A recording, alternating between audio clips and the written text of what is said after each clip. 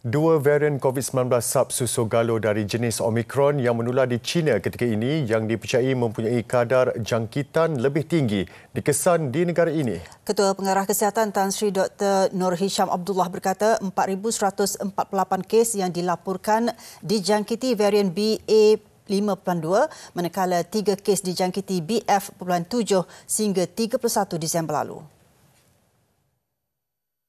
Beliau dalam satu kenyataan berkata varian BA.5.2 dan BF.7 merangkumi kira-kira 80% daripada varian yang menular di China serta dipercayai juga boleh menyebabkan jangkitan semula. Bagaimanapun belum ada data yang dapat mengaitkan peningkatan bilangan kes kemudaratan atau kematian dengan kedua-dua varian itu. Ujarnya, situasi tersebut akan disemak dari semasa ke semasa apabila terdapat sebarang perubahan ketara yang memerlukan perubahan dalam strategi kesihatan awam. Sementara itu, Tan Sri Dr. Nur Hisham berkata hasil surveillance genomik SARS-CoV-2 sepanjang Disember lalu menunjukkan dominasi varian XBB di negara ini iaitu 55.4% daripada bilangan sampel diikuti varian BA.275 dan varian BQ1.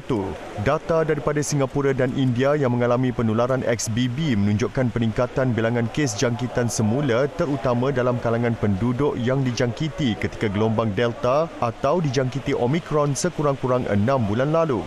Menurutnya, kes jangkitan semula disebabkan kejadian immune escape yang lebih tinggi oleh XBB, mungkin disebabkan tahap antibodi mula berkurangan dan menyebabkan jangkitan semula tidak dapat dielakkan.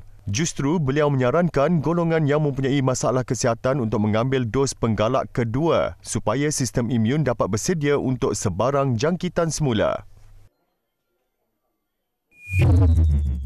Dalam perkembangan berkaitan, 28 daripada 29 sampel air kumbahan dari pintu masuk antarabangsa PMA dikesan mempunyai virus COVID-19 sehingga 31 Disember lalu. Tan Sri Dr. Nur Hisham berkata hasil pengujian makmal kesihatan awam kebangsaan MKAK mendapati kesemua sampel itu adalah varian Omicron manakala satu sampel masih dalam proses pengujian. Selain itu, MKAK turut menerima 301 sampel dari 15 lokasi sentinel yang mewakili setiap negeri. Daripada jumlah itu, 288 sampel dikesan kehadiran virus COVID-19 dan positif Omicron. 3 sampel tidak dikesan virus manakala 10 masih dalam proses pengujian. Mengulas lanjut, ujarnya Malaysia mula menjalankan surveillance persekitaran COVID-19 menggunakan air kumbahan sejak Jun lalu sebagai surveillance sokongan bagi COVID-19 sejajar fasa peralihan ke endemik. 2 atau 3 sampel diambil dari setiap lokasi sentinel terpilih setiap bulan oleh pejabat kesihatan daerah mengikut keperluan. Persampelan air kumbahan dari pesawat pula dijalankan 2 kali seminggu dan penilaian risiko dijalankan secara berterusan bagi mengenal pasti negara berisiko. Seiring dengan keadaan semasa, surveillance air kumbahan PMA akan turut membabitkan sampel dari China. Langkah itu membolehkan KKM memantau kemasukan varian COVID-19 dari negara tembok besar.